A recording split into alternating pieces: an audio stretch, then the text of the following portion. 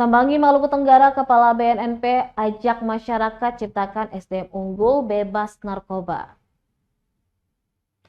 Kepala BNN Provinsi Maluku Brigjen Pol Raden Rudi Marvianto mengajak masyarakat Kabupaten Maluku Tenggara hidup sehat bebas narkoba.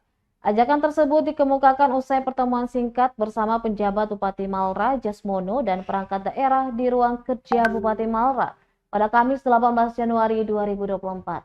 Menurutnya, ke depan mungkin akan ada terobosan yang dilakukan oleh penjabat Bupati Malra dengan mengeluarkan produk peraturan daerah terkait obat-obatan terlarang.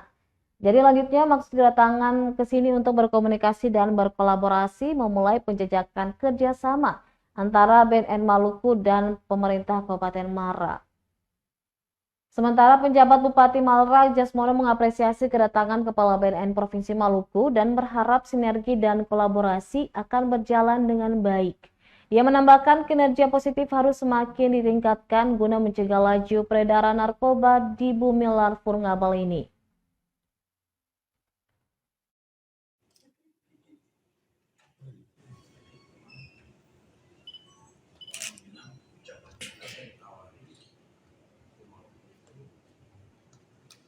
Download Tribun X sekarang, menghadirkan lokal menjadi Indonesia.